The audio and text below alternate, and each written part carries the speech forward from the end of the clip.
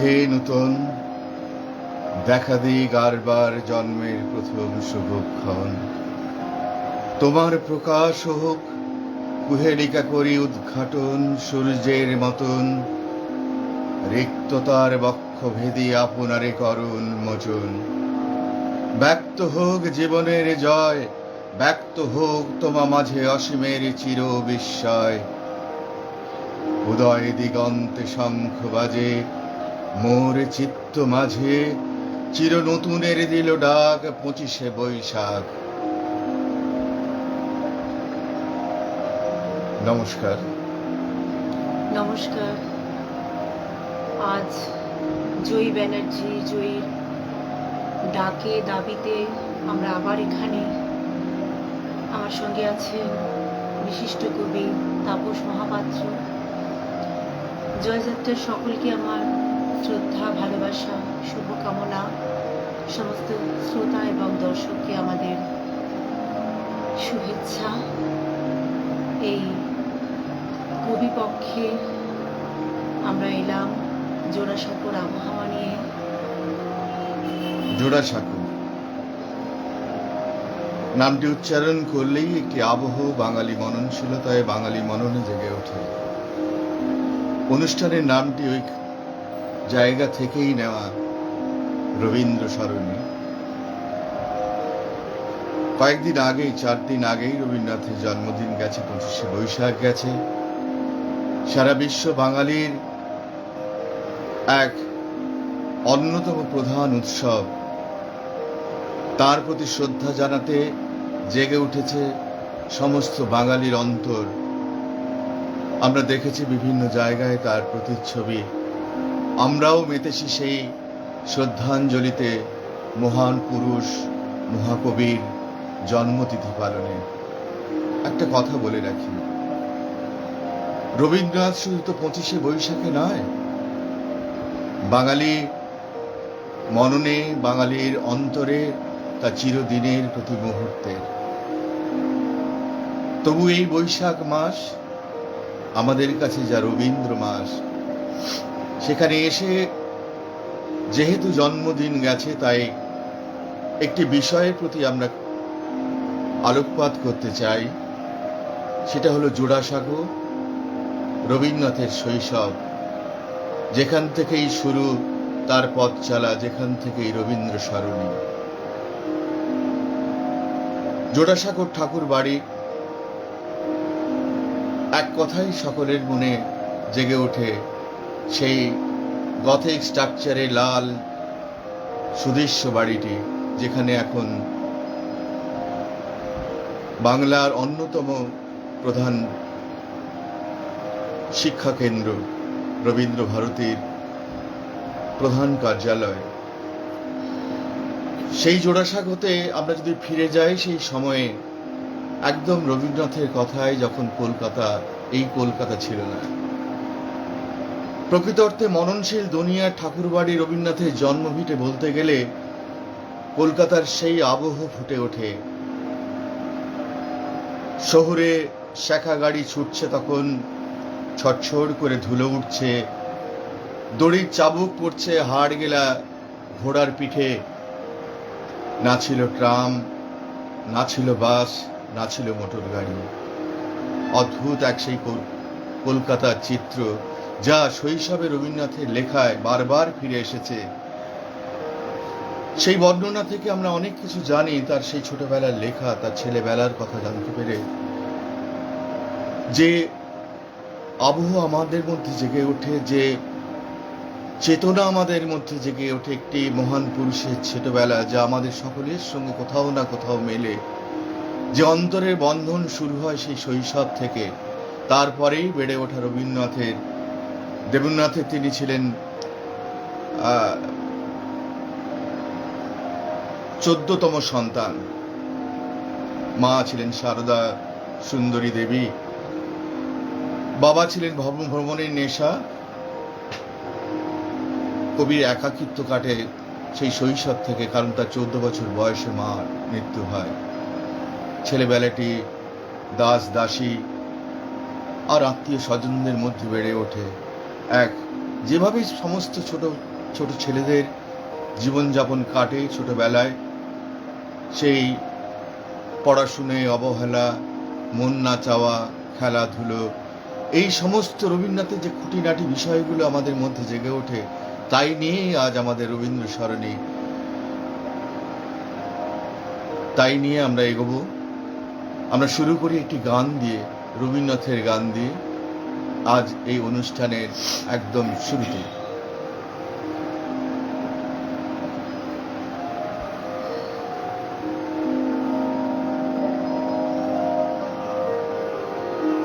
রবি ঠাকুর আমাদের বাঙালির জীবনের আত্মার মতো, তাকে ছাড়া কোনো কিছুই হয় না। তার নিবেদনে পূজা, প্রেম সবটা মিলিয়ে আলাদা করে প্রেম আর পূজাকে রবি ঠাকুরের গানে আলাদা করা যায় না। পূজার মধ্যেও প্রেম, আবার প্রেমের মধ্যেও পূজা। তো একটি পূজা পর্যায়ের গান দিয়ে সন্ধ্যাবেলা শুরু করছি।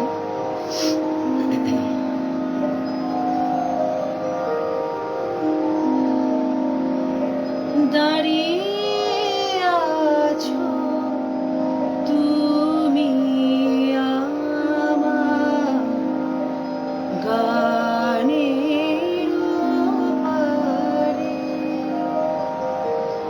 দাঁড়িয়ে আছো তুমি আমার গানের পারে। আমার সুরগুলি পাই চরণ, আমি পাইনে তোমারে, দাঁড়িয়ে আছো তুমি আমার গানের পারে। বাতাস বাহে মোরে মোরে, আর বেঁধে খোনা তোরে। বাতাস বাহে মোরে মোরে, আর বেঁধে খোনা তোরে। এসো এসো পার হয়ে মোর হৃদয় মাজা রে, দাঁড়িয়ে আছো তুমি আমার গানের পারে। তোমার সাথে গানের খেলা, দূরের খেলা যে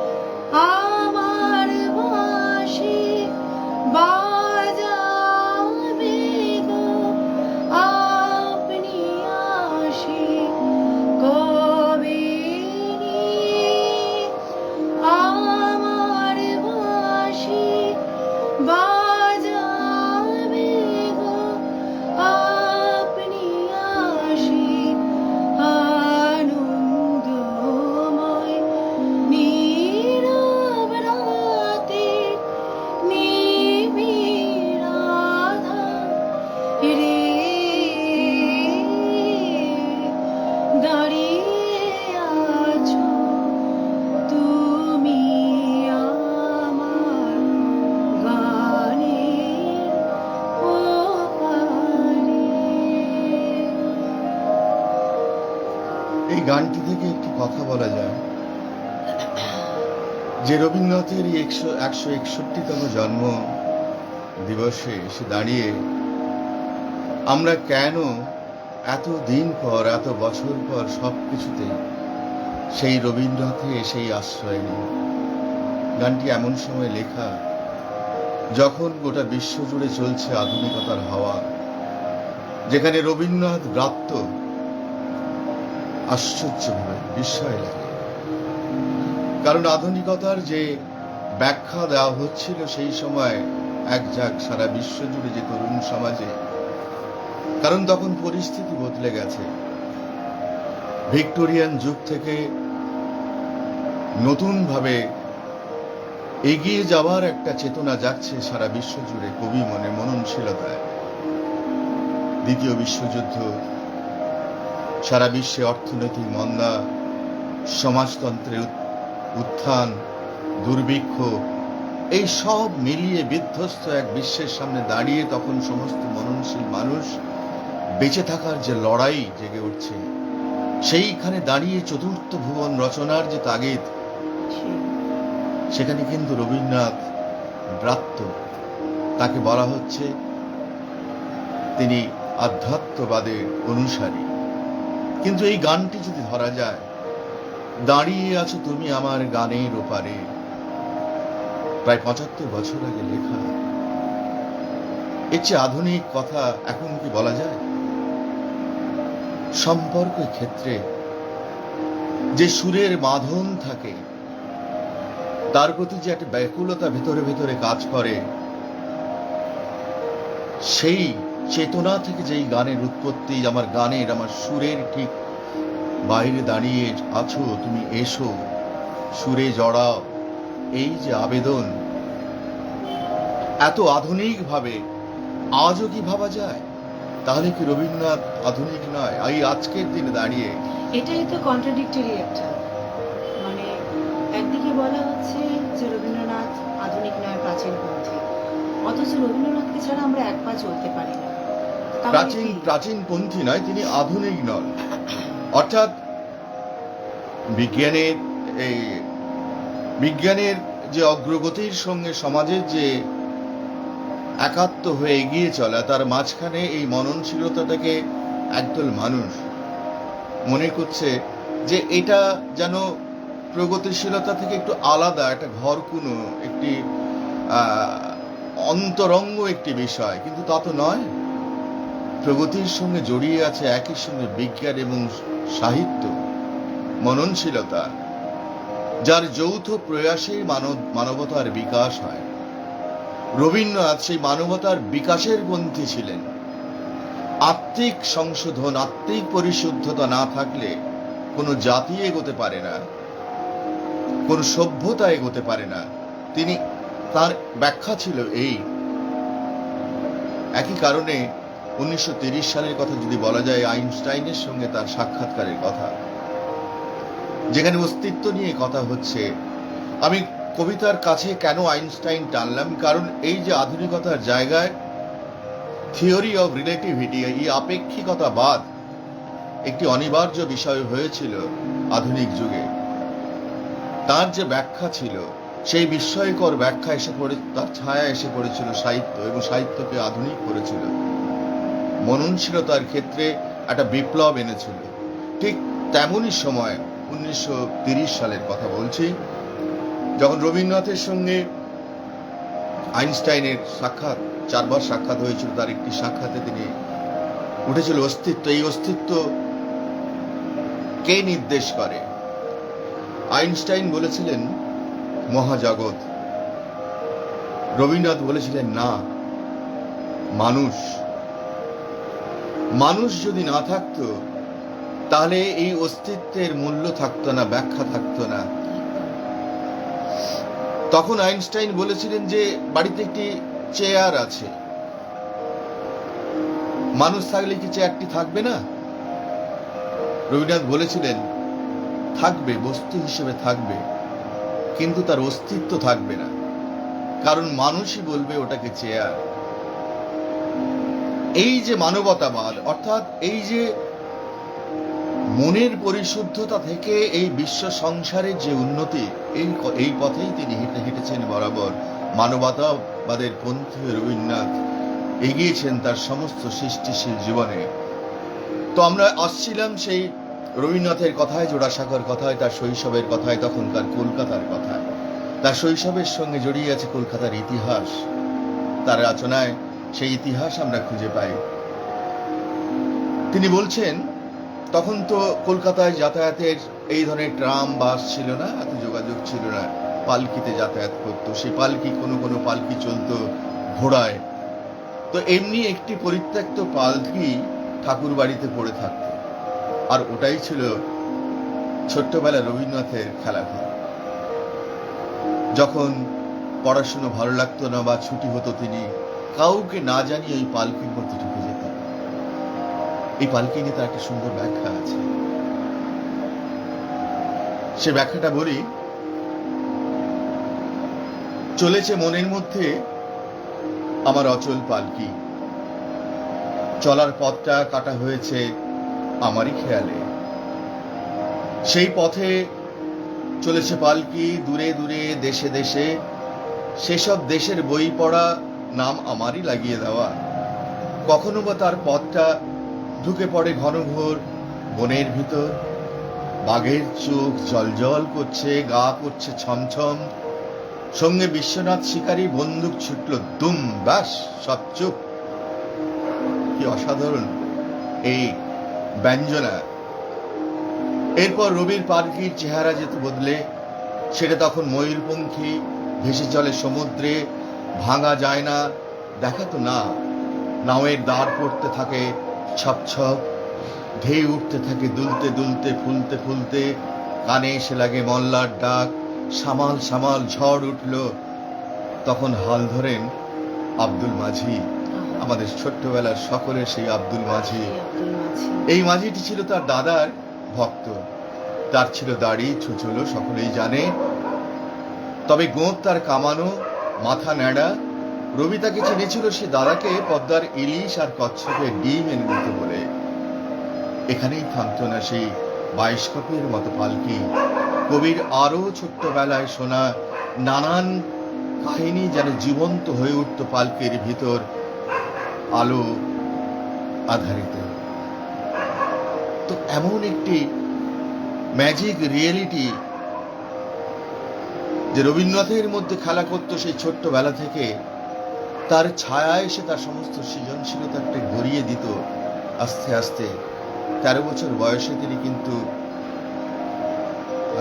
তত্ত্ববোধিনীতে লেখা শুরু করেন। ভাবা যায় না, তত্ত্ববোধিনী তখন এই বাংলার সাহিত্য মহলে একটি প্রথম সারির পত্রিকা। সেখানে তিনি 13 বছর বয়সে তার প্রথম লেখা শুরু হচ্ছে। তো এবার আমি যেটা বলবো তোমাকে, তুমি যে এত কিছু বললে, জোড়াসাঁকোটাকে তুলে আনলে পুরো একদম জোড়াসাঁকোর ছবিটাকে আমরা দেখতে পাচ্ছি। এই কবি পক্ষে যে যার জন্ম কাহিনী, যাকে নিয়ে আমরা এত মাতামাতি করি, মেতে উঠি, তুমি একটা নিবেদন করো কিছু। এমনই এক ছায়া, এমন একটা ম্যাজিক রিয়েলিটি আমার মনে হয় সমস্ত কবির মধ্যেই কাজ করে। তার স্মৃতি থেকে উঠে আসা, তার জীবনযাপন, তার দেখা, যার ভেতর তলিয়ে যেতে যেতে বিভিন্ন রকম ছায়া, বিভিন্ন রকম শেড এসে তার মননশীলতাটাকে বাস্তব থেকে একটু দূরে নিয়ে যায়। তেমনই একটি লেখা রয়েছে পাতার মতো বেদল নীরব, রয়েছে ফুলের মতো সুখ বেঁধে বেঁধে সুগন্ধে বিথিকা দলে। এসো এ বৈশাখে সবার জন্য রাখা 25শে বৈশাখ। দূর থেকে যার নির্দেশ আছে, কালের প্রারম্ভ থেকে অনন্তকাল পরে, তারই গন্তব্য দেখেই জোড়াসাঁকো ঠাকুর বাড়ি। কল্পনা পেরিয়ে যায় কত অলি গলি, উপরে উপরে কিছু মিল থাকে বটে, তবে বেশিটাই মনের অধিক। তবু দৌড়ই, যদি পাই নতুন কিছু, যদি পাই বিস্ময় আরো। বীজের ভেতর আমি বাইরে বাকি। এই দুই মেলাতে গেলে দুই পার দুই দিকে টানে, দুদিকে তরঙ্গ রাখি প্রবাহের মাঝখানে। বোধহয় রবীন্দ্রনাথ গিয়েছেন ওইখানে, ওইখানে এ স্রোতের জন্মভূমি। সত্যি বোধহয় রবীন্দ্রনাথ গিয়েছেন ওইখানে, এইখানে এ স্রোতের জন্মভূমি। একদম বাস্তব, অসাধারণ লিখেছ। তোমার একটা রাগ হোক, এই রবীন্দ্রিক আবহকে বেঁধে এটি রাগ। হ্যাঁ, রাগ তো অবশ্যই হবে, কারণ উচ্চাঙ্গ সঙ্গীত আছে। আর যেভাবে অনুষ্ঠানগুলো আমরা করি, যে রবীন্দ্রনাথের গান, যে রাগেতে রচিত, সেই রাগটাকে আমি তুলে আনার চেষ্টা করি। এবং এই আইডিয়াটা তাপসদার থেকে এসেছিল যে এইভাবে যদি কিছু করা যায়। তো যে গানটি আমি গিয়েছিলাম আগে, ওটি আগেও বলেছি ইমন রাগে ছিল। তো ছিল মানে আছে, সবসময়ের জন্য আছে, থাকবে। ইমন রাগ আমি শোনাচ্ছি।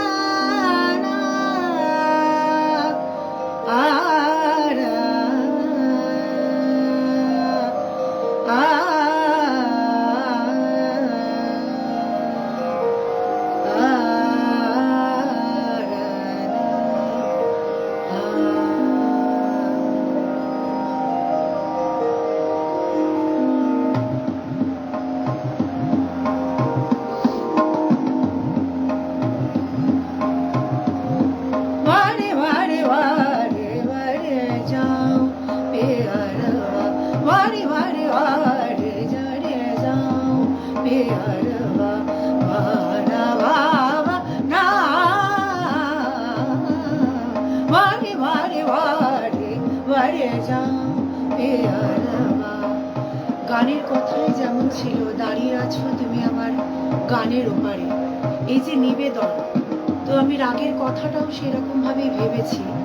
ওয়ারি ওয়ারি ওয়ারি मैं जाऊं प्यारवा, ওয়ারি আমি নিবেদিত তোমার প্রতি। মানে ভাবনা মোরা, আমার সমস্ত ভাবনা চিন্তা সবকিছু তোমার উপর সমর্পিত। যেমন দাঁড়িয়ে আছো তুমি আমার গানের ওপারে, আমার সুরগুলি পায় চরণ, আমি দেখতে পাই না তোমারে। তো সেই রকমই আমি দেখতে পাচ্ছি না, কিন্তু সমর্পণ করার জন্য তো আর দেখার প্রয়োজনটা হয় না। তো এখানেও তেমনি গায়িকা বলছে, সৃষ্টিকার বলছে যে ওয়ারি ওয়ারি ওয়ারি मैं जाऊं प्यारवा, मैं जाऊं प्यारवा, वारी वारी वारी वारी जाऊं प्यारवा, वाना वाना वारी वारी वारी वारी जाऊं प्यारवा, वारी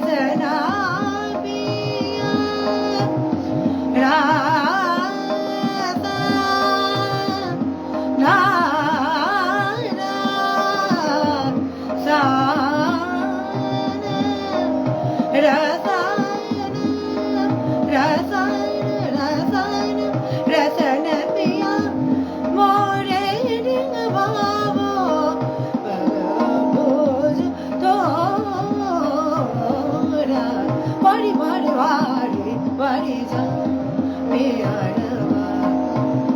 রে গা বাবা বাবা গামা দারি দারি না বাবা বাবা রে যা বাবা গামা দারি দারি না বাবা বাবা বাবা বাবা বাড়ি বাড়ি বাড়ি যা মেয়ার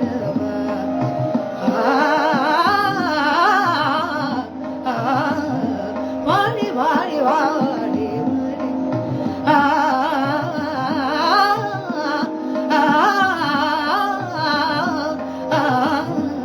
বাড়ি বাড়ি যা বাড়ি বাড়ি যা বাড়ি বাড়ি যা ও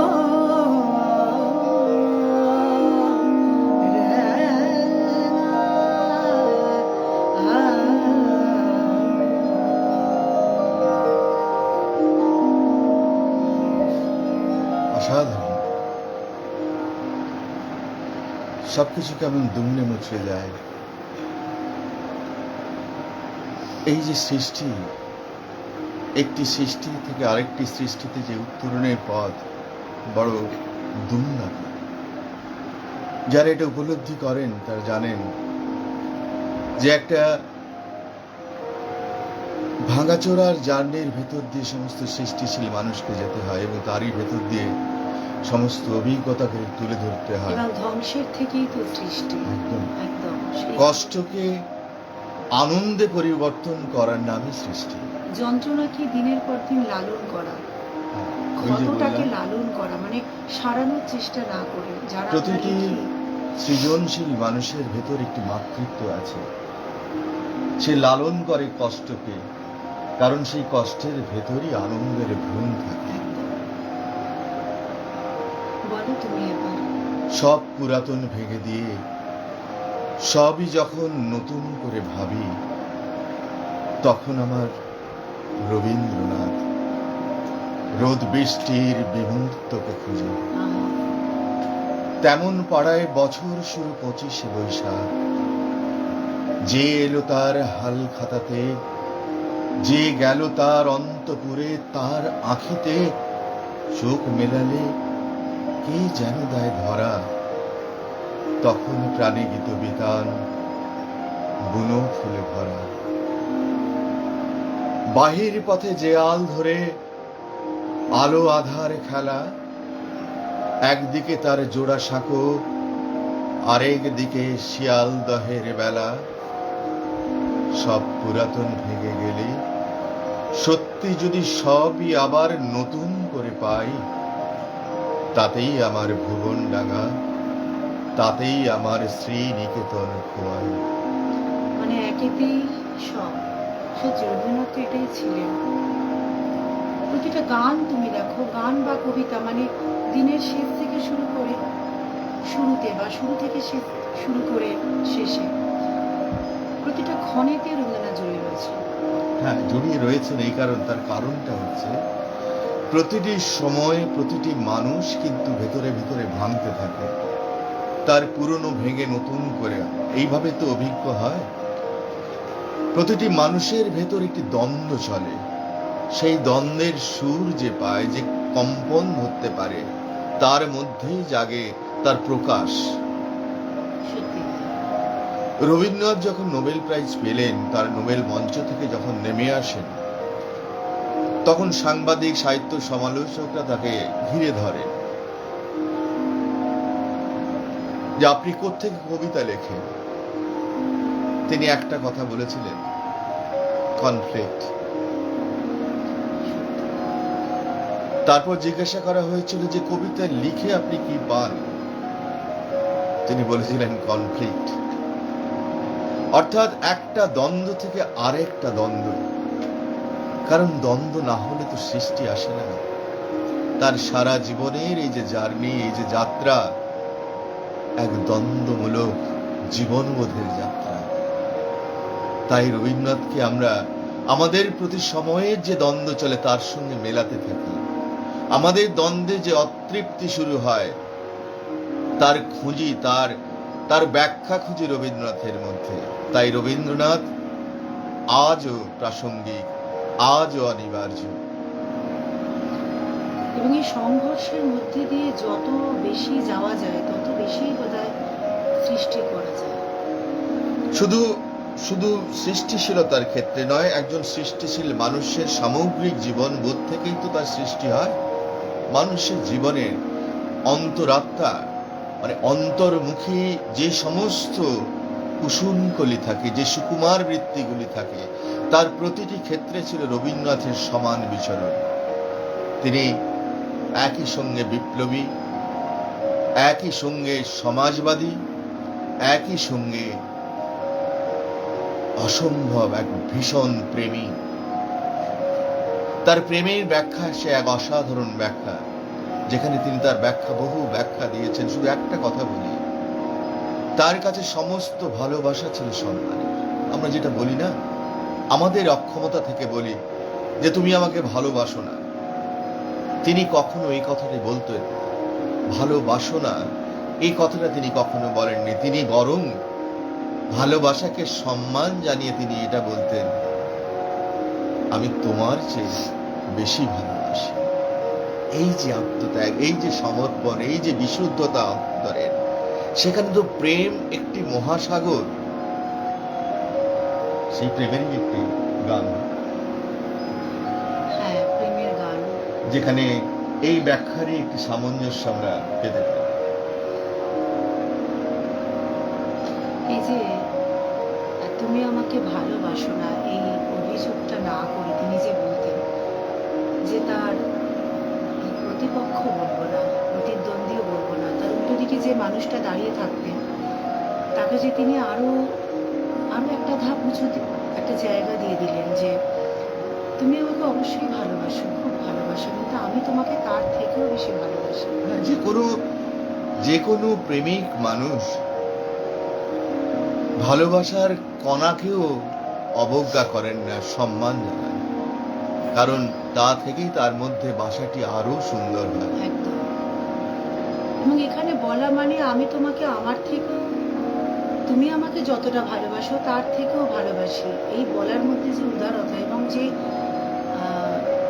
ভাব ভাব এই কারণে যে তাকে ততটা নিজের করে নেওয়া, এবং যে আমি যেরকম তুমিও বোধহয় সেই রকম, যার জন্যে আমি তুমি যতটা ভালোবাসো তার থেকেও বেশি ভালোবাসতে পারি, আমি যেরকম চাই তুমি সেই রকম। এটা বোধহয় পরোক্ষভাবে বুঝিয়ে দেয়া, তাই না? একদম পরোক্ষভাবে বুঝিয়ে দেয়া যে আমি তোমাকে ভালোবাসি বা তুমি আমার মনের মতো, এটা না বলে এই কথাটার মধ্যে দিয়ে কিন্তু ওনার সমস্ত প্রেমটাকে উনি নিবেদন করে দিলেন, সমস্ত ভাবটাকে। তো সেই রকম একটি গান।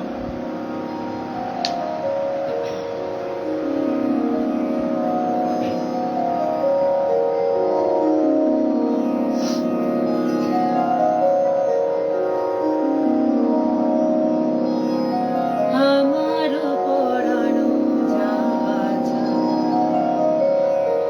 তুমি তাই গো,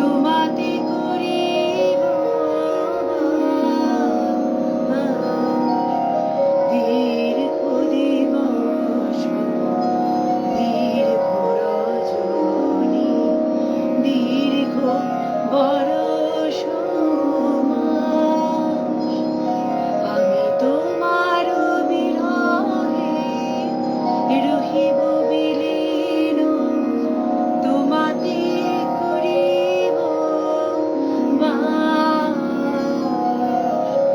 দীর্ঘ দিবস দীর্ঘ রজনী দীর্ঘ বরষ মাস, যদি আরো কারে ভালোবাসো,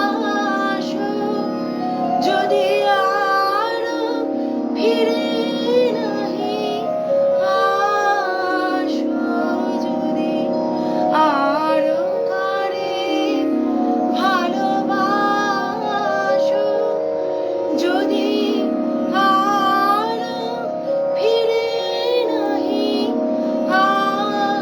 আসো, তবে তুমি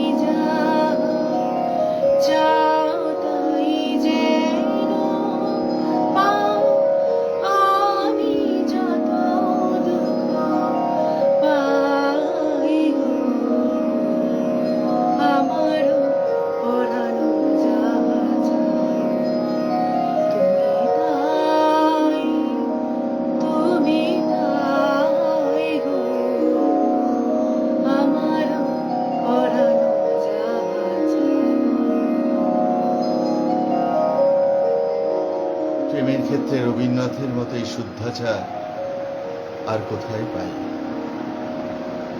পুরো আবেদনটাই সমর্পণের উপর, কোথাও কিন্তু তিল মাত্র তার অধিকার বলতে অবাক।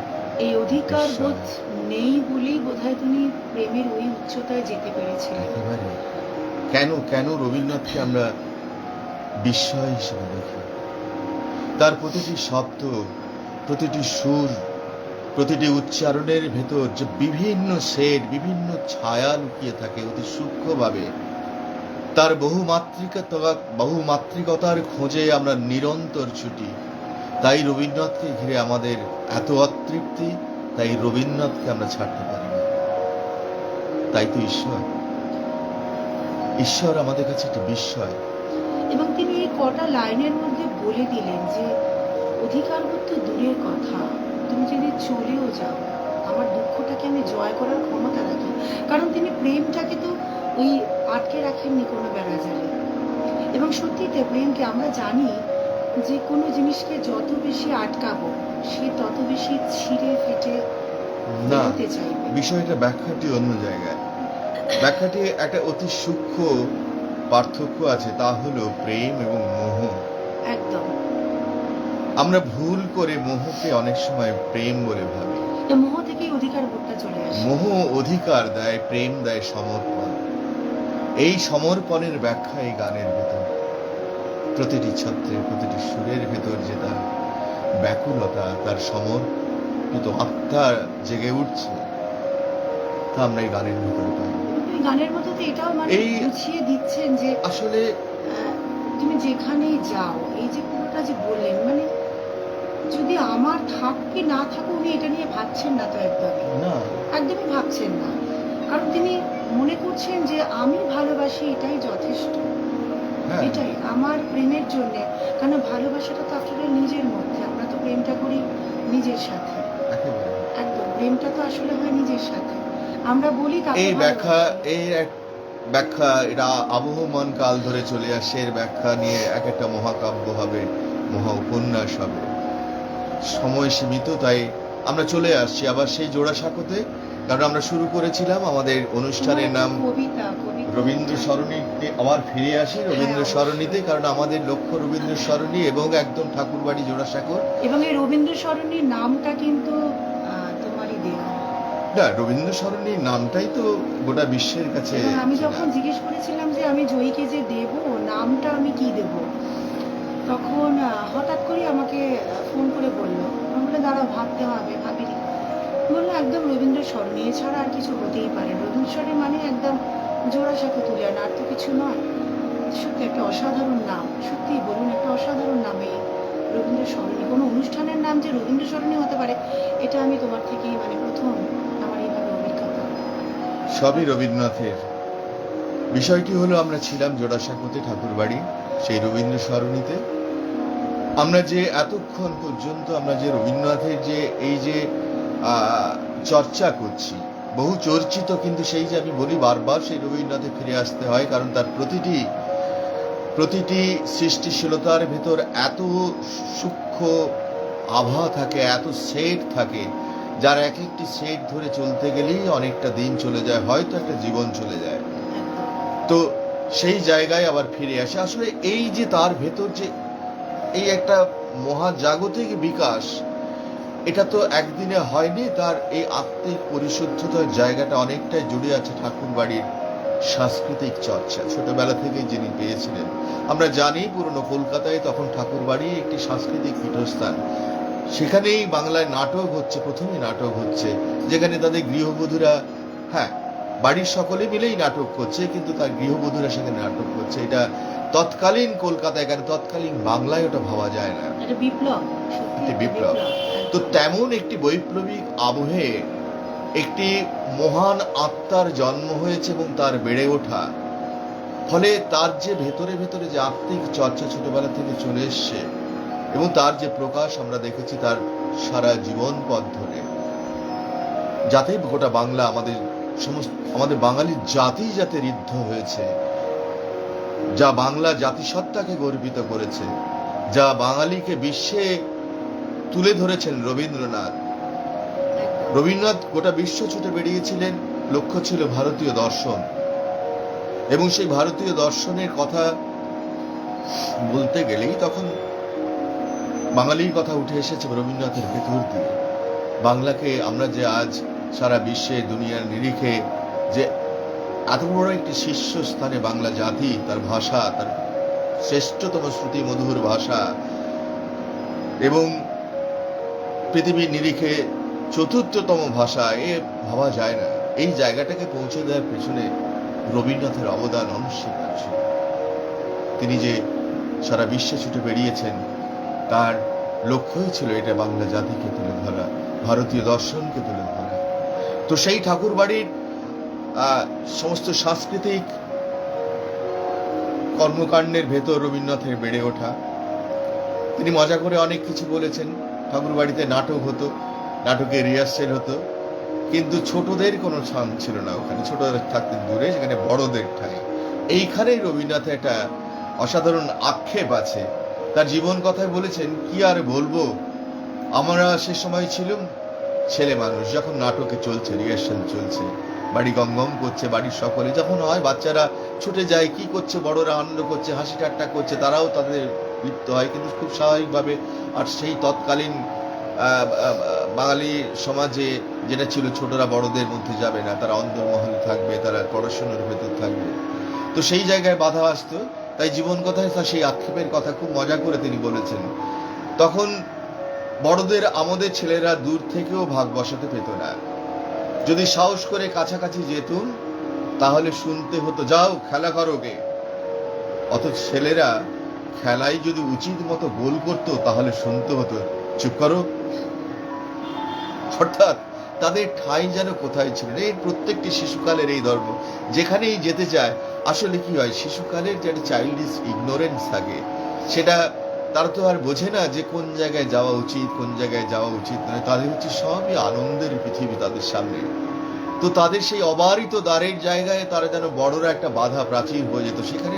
এবং এই কথাটার মধ্যে মানে ছোটদেরকে আমরা কখনো বড় বলে ফেলি, তুমি এখন বড় হয়েছো, এটা বুঝবে।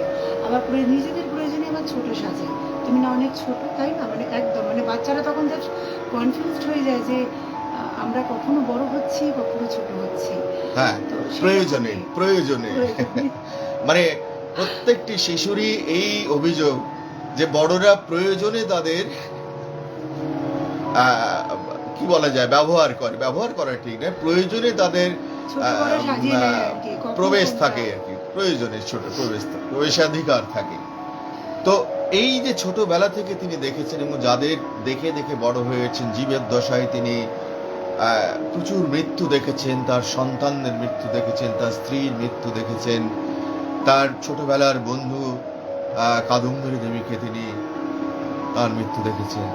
এত মৃত্যুর ভেতর তিনি কিন্তু সেই আনন্দই খুঁজে বেরিয়েছেন এবং একটা উপলব্ধি তার মধ্যে জেগেছিল যে এই বস্তু নিত্য নয়, নিত্য হচ্ছে অনন্ত। সেই অনন্তের পথ তিনি রচনা করে গেছেন তার জীবনে। আমার একটি লেখা তারই কিছুটা অনুসরণ করার চেষ্টা। কিছুই থাকে না শেষে, তবু তার ঠিক আগে কত কিছু। এ দুয়ের মাঝখানে হামুক পোড়া ঘর আমাদের নাম নিয়ে থাকে। এখান থেকে উড়ে গিয়ে কত কত দাঁড় কাক দেবতা হলো। এখান থেকে ছিটকে গিয়ে একটা সাগর বেমালুম পর্বতমালা ঠাঁই না পেয়ে কত বুনো গাছ পারিজাত হয়ে গেল। তবু যারা রয়ে গেল এতকাল, তাদের কেউ একজন রবি ঠাকুর হল না। যা গেছে যা আছে তাদের মধ্যে শুয়ে থাকেন সত্য সেলুকাস। কি বিচিত্র এই জগৎ! প্রাচীন গন্ধ মেখে পড়ে থাকে কুরুক্ষেত্র কত, কিছুতেই ধ্বংসের ইতিহাস থেকে বেরোতে পারল না কেউ। কিছুই থাকে না শেষে, শুধু এইটুকু বুঝলেই জীর্ণতা থেকে জেগে ওঠে হাসি মুখ, প্রাণবন্ত চিহ্ন। সত্যি কিছুই থাকে না শেষে। তাহলে আমরা কি রেখে যাব? রবীন্দ্রনাথের যে আধ্যাত্ম চেতনা, যার জন্যই তার সারা জীবনের লড়াই, আধুনিকতার সঙ্গে লড়াই।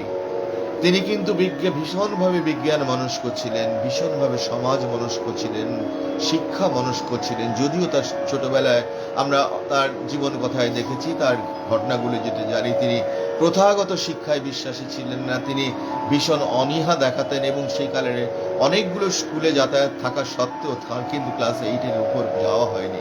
কিন্তু নিয়মিত তার পড়াশুনো ছিল, তার মতো করে প্রকৃতিকে চেনার, দর্শন চেনার, বিজ্ঞান চেনার, শিক্ষা চেনার এবং সভ্যতার প্রগতিশীলতার সঙ্গে মানিয়ে নিতে গেলে তাকে কিভাবে চলতে হবে তার শিক্ষা। রবীন্দ্রনাথের এইভাবেই বেড়ে ওঠা। এবার আসি আমাদের লক্ষ্যে। আমাদের যে এই অনুষ্ঠানের যে একটি লক্ষ্য নিয়ে আমরা এগোই, রবীন্দ্রসঙ্গীত, উচ্চাঙ্গ সঙ্গীত এবং কবিতা। কবিতা বলতে এই সময়ের ভাবনাগুলো, এই যে একটা আবহমান কালের মানবতার যে একটা স্রোত, এর মধ্য দিয়ে আমরা চলেছি, আমাদের সভ্যতা এগিয়ে চলেছে। যে উচ্চাঙ্গ সঙ্গীত, যে সুরের ভেতর দিয়ে চলেছে, যার মধ্যিখানে প্রাণপুরুষ জেগে আছেন রবীন্দ্রনাথ।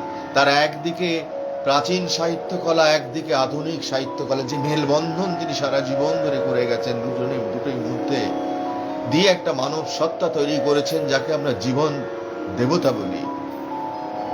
সাহিত্যেও আবিষ্কার হয়। এই জীবন দেবতা আবিষ্কার করেই রবীন্দ্রনাথের নোবেল প্রাইজ। তো সেই কারণেই আমরা এই রাগ সঙ্গীত এবং রবীন্দ্রসঙ্গীত এবং কবিতা, অর্থাৎ এখনকার ভাবনা, এখনকার যে সময়টাকে তুলে ধরার চেষ্টা করে চলেছি, তারই অঙ্গ হিসেবে উচ্চাঙ্গ সঙ্গীত এবার পিয়ালি গেয়ে শোনাবে আমাদের। হ্যাঁ, এবারে আমি পুরোপুরি উচ্চাঙ্গ সঙ্গীত গাইব না। উচ্চাঙ্গ সঙ্গীত আধারে একটি সেমি ক্লাসিক্যাল বাংলা দাদরা বেগম আক্তারজির গাওয়ার চেষ্টা করব। কারণ প্রতিবার তো হিন্দি কথা নিয়ে উচ্চাঙ্গ সঙ্গীত গাওয়া হয়, ঠুমরি দাদরাও গেয়েছি। তো এবার আমি সকালে আজকে বললাম যে আমি যদি এবারে এরকম একটুখানি কিছু বলে হ্যাঁ ভালো। তো সেই কারণেই গানটি খুব পপুলার গান, কতটা গাইতে পারবো জানি না। তো গানের কথাটাও আমি সেরকমই ভাবলাম, যে যেখানে বেগম আক্তারজি বলছেন পিয়া হলো অভিমান, মধুরাতি বয়ে যায়। এই যে পিয়াকে কোনো কারণে তাদের মধ্যে একটা টিটবিট ঝামেলা হতেই পারে, কিন্তু তাকে নিজের করে নিয়ে যে তাকে মান ভোলাচ্ছেন এবং বলছেন যে মধুরাত চলে যাচ্ছে, অভিমান হলো। কেন আঁখি ছলো ছলো ওগো কথা কিছু বলো, তার মান ভাঙানোর জন্য। এটা তাকে ভালোবেসে নিজের না করলে তো হতো না। তিনি কিন্তু ইগোর থেকে বেরিয়ে এসেছেন যে না, ও রাগ করে রয়েছে, আমি ওর মানটা ভাঙাই, তাই না?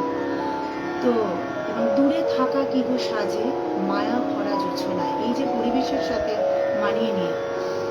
তো শোনাচ্ছি।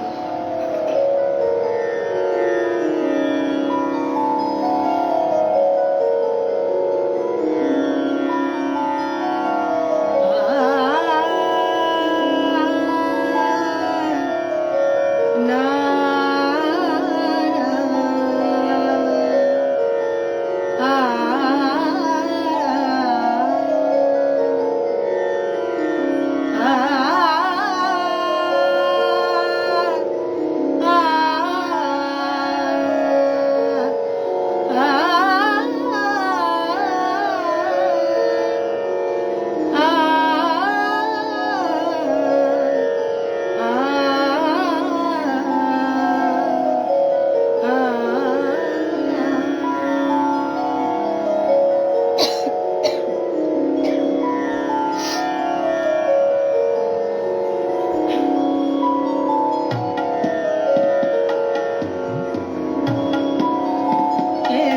পিয়া ভোলো অভিমান, পিয়া ভোলো অভিমান, মধুরাতে বয়ে যায়, পিয়া ভোলো অভিমান, পিয়া ভোলো অভিমান, পিয়া ভোলো অভিমান, মধুরাতে বয়ে যায়, পিয়া ভোলো, পিয়া ভোলো, পিয়া ভোলো, পিয়া ভোলো অভিমান, পিয়া ভোলো অভিমান, ভোলো অভিমান, পিয়া ভোলো অভিমান, পিয়া ভোলো, পিয়া ভোলো, পিয়া ভোলো, পিয়া ভোলো অভিমান, মধুরাতে বয়ে যায়, পিয়া ভোলো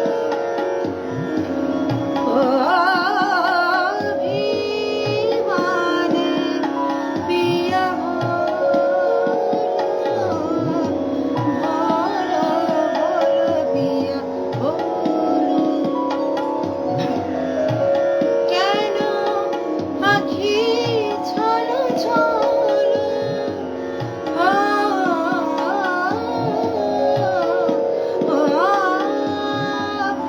কেন আঁখি ছলো ছলো, ওগো কথা কিছু বলো, কেন আঁখি ছলো ছলো, ওগো কথা কিছু বলো, দূরে থাকা কি গো সাজে, দূরে থাকা কি গো সাজে, মায়া ভরা জোছনায়, পিয়া ভোলো অভিমান, পিয়া ভোলো অভিমান, মধুরাতে বয়ে যায়, পিয়া ভোলো, পিয়া ভোলো, ভোলো, ভোলো অভিমান,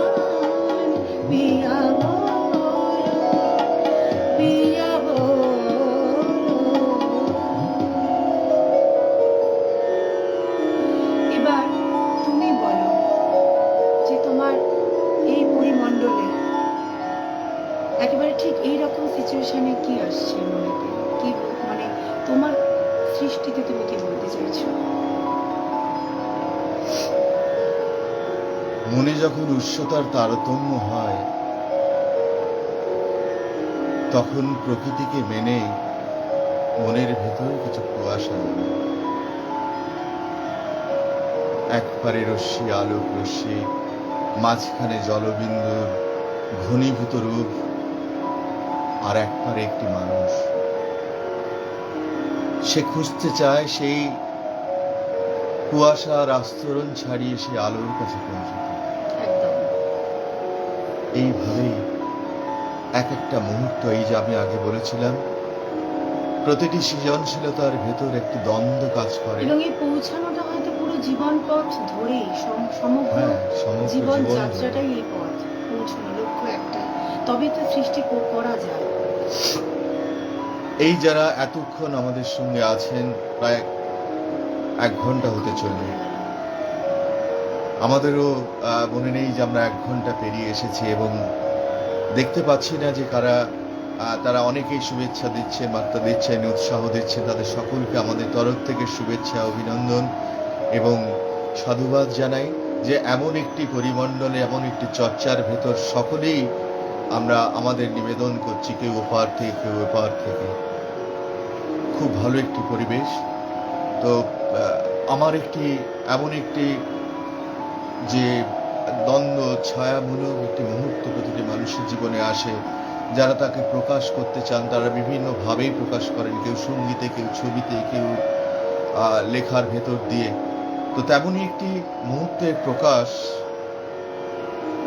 কুয়াশায় আটকে পড়া রোদ দেখলে আমার রবীন্দ্রনাথের কথা মনে পড়ে। আহা, আর কি আশ্চর্য, সঙ্গে সঙ্গে পাড়ার নাট মন্দিরের মতো হাট করে খুলে যায় আমার গায়ের চাদর।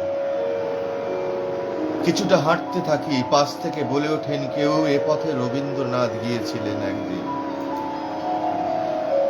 আমি দেখি জ্যৈষ্ঠের তীব্র দুপুরের মতো এখনো চেয়ে আছেন তিনি, আর সমস্ত রোদ গীতবিতানের পৃষ্ঠা হয়ে উঠেছে। অথচ কিছুদিন আগে বড্ড হেলাফেলায় ছিল এইসব রোদ, আজ কিনা কত সহজে আমাকে গ্যালাক্সি করে দিয়ে গেল। ওহে অভূতপূর্ব রোদ, দেখো আমি বিছিয়ে রেখেছি এই মহাশূন্যের একচ্ছত্র নির্জনতা।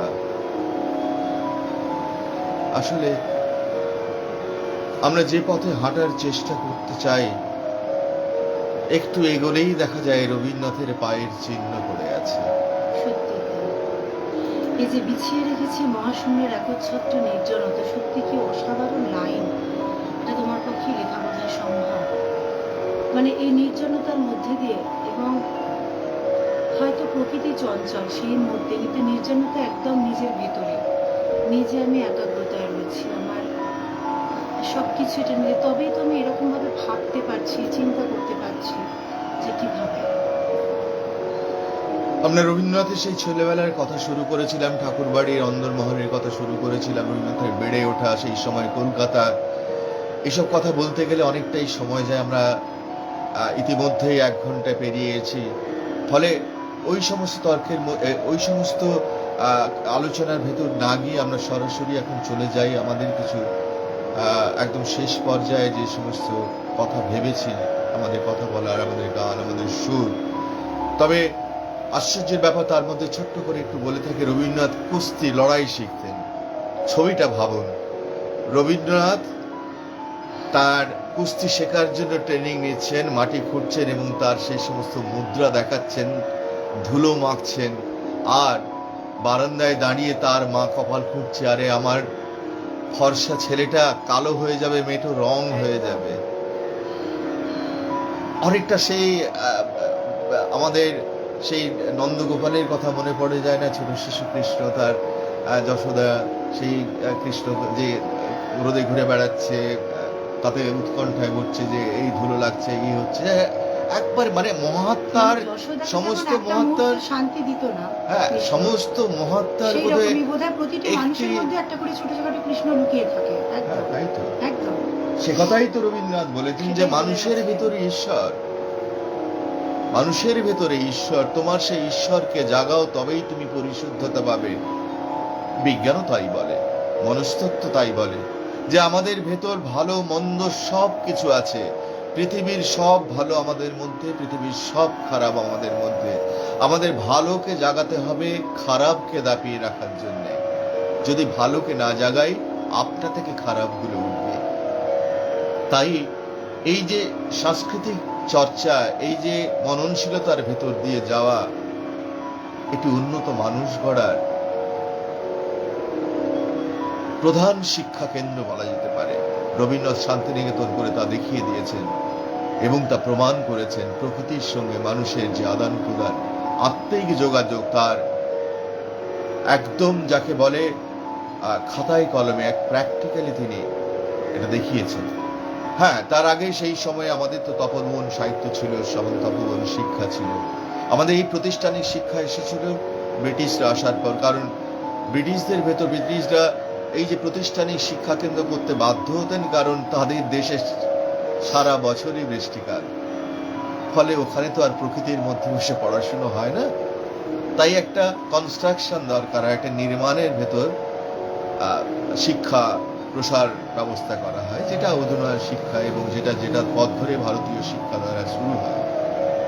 তার মধ্য থেকেও রবীন্দ্রনাথ কিন্তু বিশ্বভারতী চালিয়ে গেছেন যে প্রকৃতির অনিবার্যতার কথা তিনি বলে গেছেন। আমরা আসছি পরে পিয়ালিকে বলবো, সময় তো অনেকটাই হয়ে গেল, সময়টা অনেক হয়ে গেছে, পিয়ালিকে শেষ বলি। করি নাকি? হ্যাঁ,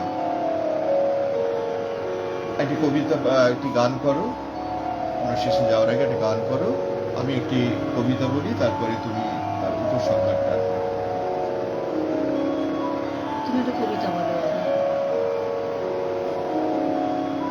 একটা কবিতা বলো, আমি বরং আর গানের দুকলি গিয়ে শেষ করো, কারণ অনেকটাই 1 ঘন্টা হয়ে গেছে। আমার যখন আনন্দ হয়, ভালো লাগার ভিতরগুলো দেখি, তার পুরোটাই পুরনো। বহু যুগের ওপার থেকে হাত নাড়ছেন রবীন্দ্রনাথ। মনের ভিতর মেঘলা যখন, কেমন যেন উদাস হাওয়া, ধুলো ওড়ে, ব্যথা ঝরে, সকল বিষাদ খুলে দেখি, তার পুরোটাই পুরনো। বহু যুগের ওপার থেকে হাত নাড়ছেন রবীন্দ্রনাথ। শাখায় শাখায় ফুলের আসন, একটুখানি আড়াল নিয়ে অনেকখানি কি উচাটন।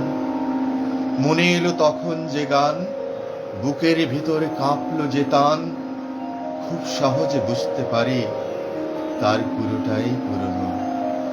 জ্যোৎস্নাধারার ভিতর থেকে হাত নাড়ছেন রবীন্দ্রনাথ। আহা, মনে প্রাণে এমনি করে, কখন ভাটা কখন উজান, আমার তীর্থ পূর্ণ করে, পূর্ণতা দেয় গীত বিতান।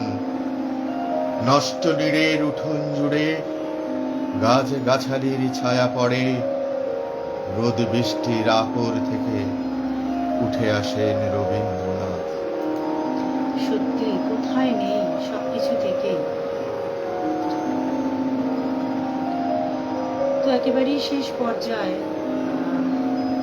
সময় নেই, কারণ আজ যেহেতু আরো অন্যভাবে এই অনুষ্ঠানটি একটি ব্যতিক্রমী, তারপর আজ কবিপক্ষের জন্য আরো অন্যভাবে করা হলো।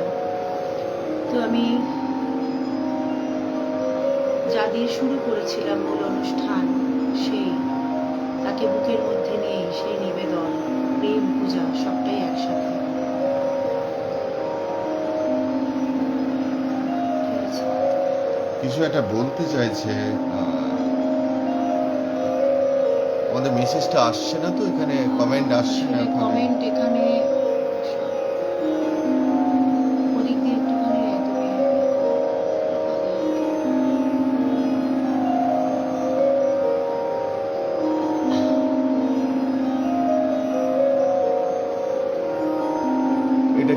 বলা যায় কি বলতে চাইছে? কোথায়? ও আচ্ছা আচ্ছা আচ্ছা। অনেক কমেন্ট জমে গেছে, আসলে আমরা তো স্ক্রিনে হাত লাগাইনি।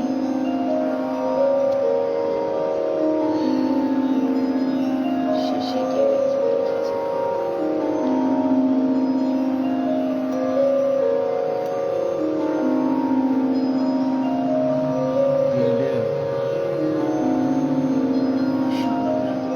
সকলে অনেক সুন্দর সুন্দর কমেন্ট করেছেন। সত্যি সকলকে আমাদের কৃতজ্ঞতা, আপনারা আছেন বলেই আমরা আছি। শিল্পীর কদর করার জন্য তো সঠিক শ্রোতা এবং দর্শকের দরকার, যেটা এই জয়যাত্রাতে আছে, বারে বারে এসে দেখিয়েছে। আমরা মনে করি এই অঙ্গনে যারাই আসেন তারাই শিল্পী, কেউ কেউ শিল্পী নয়। শিল্পীর জন্য শিল্পী মনও দরকার হয়, সেটা বড় কম একদম। নয়। আবার শিল্প করলেই যে তারা শিল্পী তাও কিন্তু নয়। শিল্প সত্তাটা যে শিল্পী হিসেবে পরিচিত নয় তার মধ্যেও থাকে। আমরা সমস্ত অনুরাগকে সম্মান করি, আমরা সমস্ত চর্চাকে, শিল্প চর্চাকে সম্মান করি। যে যার মতো করেন, সে যত ক্ষুদ্রই হোক না কেন, তা আমাদের সমৃদ্ধ করে। সত্যি। তো শেষ করব সেই রবীন্দ্রনাথকে বুকে নিয়ে, বারবার যিনি আমাদের মধ্যে বেঁচে রয়েছেন, কখনো তো ভাবি না তিনি নেই। তুমি রবে নীরবে হৃদয়ে মম, তুমি রবে নীরবে নিবিড় নিভৃত পূর্ণিমা নিশীথিনী সম, তুমি রবে নীরবে হৃদয়ে মম, তুমি রবে নীরবে।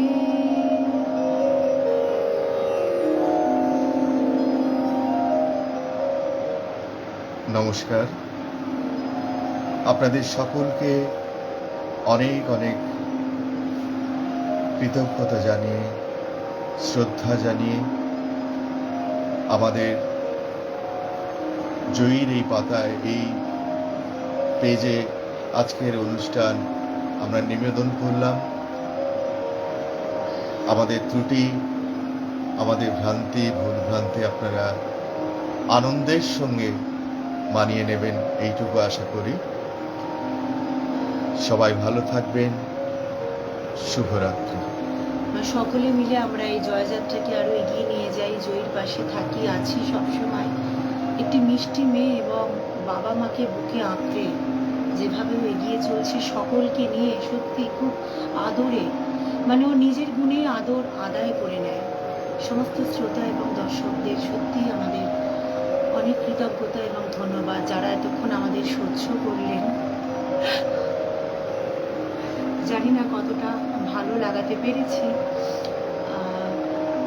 আবার দেখা হবে। সকলে ভালো থাকুন, সুস্থ থাকুন। শুভরাত্রি। শুভরাত্রি।